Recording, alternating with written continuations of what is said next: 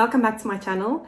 Usually when I tell people I live in Switzerland, and specifically in Zurich, which is the most expensive city in the world, I get so many questions around the cost of living. So in this video, I'm going to share what our monthly expenses are. We'll also look at salaries in Switzerland, and I will share some tips on how you can save money if you either travel or live in Switzerland. If you're new here, I'm Carla. I'm a chartered accountant and investment professional, and I've got 10 years of experience in the finance and investment industry. And this channel is all about helping people make smarter money choices. So if that's you, you should definitely subscribe. So our most significant cost by far is childcare. We've got a 1-year-old son, and he goes to Kita, which is kindergarten here in Zurich, for 5 days a week. And that costs us 3,135 francs a month. A full-time nanny would cost us even more than double that. So this is probably one of the most reasonably priced childcare solutions available to us. Of course, if you have family that can help you, that you can save a lot on childcare. And this is also the reason a lot of women actually give up their jobs or work less once they have kids. So our second most significant cost is our rent. We have a 80 square meter apartment, and it's just on the border of the city of Zurich, and we pay 2,750 francs a month. So what's really nice about where we live is you can reach the city within 20 minutes, and we are very close to forests, close to the lake. What's also interesting is the commune that we live in has a lower tax rate than the commune of Zurich. So just by being over the border, we actually pay less tax. And if you live in Zurich, you definitely know about the tax benefits of living in lower tax rate cantons or communes. The cost of our apartment is quite typical for a 2-bedroom apartment in Zurich. There are cheaper options, but usually you'll be further out, and it will take you a commute of probably around 40 minutes to get into the city. But you can easily pay more than 3,000 francs for a 2-bedroom apartment. It's really not common to get nice apartments for under 2,500 francs. So next up is healthcare. Despite what you think, a lot of people think healthcare is free in Switzerland, but it's not. Everyone is obliged to subscribe to a medical aid or health insurance scheme, and the cost that you pay depends on your deductible, which is basically you choose how much cost you're willing to cover before the health insurance becomes responsible for your costs. And in our case, my husband has a high deductible because he almost never goes to the doctor, and I have the lowest deductible because I go to the doctor more often. But in total, our health insurance costs us 1,053 francs a month. So it's really not cheap. But I also have to say is that the health insurance premiums are quite expensive, but the service that you get for us has always been amazing. So the next cost to look at is our food. Some food like fresh produce is quite reasonably priced in Switzerland, but meat and eating out is extremely expensive. So typically we'll spend 250 francs a week on our grocery shopping, and that doesn't always include our lunches. My husband will have lunch close to his office, and I will try to make something at home. So eating out can be extremely expensive. It can range anywhere from 30 francs per person if you just have a pizza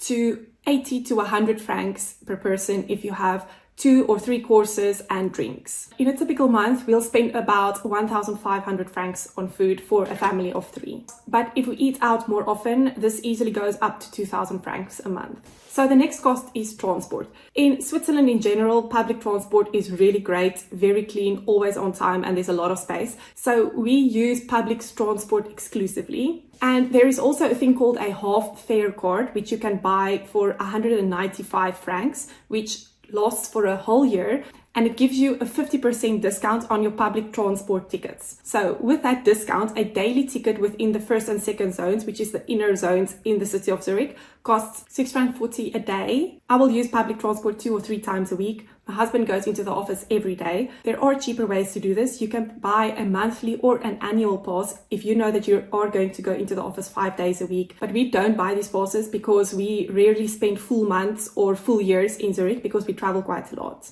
So in total, my husband and I spend around 205 francs a month on transport. And there is another trick here, because I know a lot of people buy Vespas or electric scooters if they live relatively close to their office, and they use that to commute. And that will save you a lot of money on transport if you go to the office often. And there is also a tax deduction for your bicycle, so there's even more incentive to do that. If you'd like to see more of these videos where I explain more about life in Switzerland or more about tax in Switzerland, let me know in the comments and I will make those. Other monthly costs that we have is our gym memberships, which is 80 francs each, 160 for our family. Our Wi-Fi, our monthly phone bills, which includes unlimited data, and other utilities like our water and our gas. Another significant cost that we have is entertainment or holidays. Since we have a 1-year-old son, we don't do the classic entertainment things anymore. So we don't do clubbing or we don't go out to bars, but that can easily cost you 100 francs a night for a few drinks. But we like traveling, and flights from Zurich are quite expensive compared to other places in Europe where I've lived and flown from. Especially in summer season, return flights from Zurich airport are hardly under 200 francs.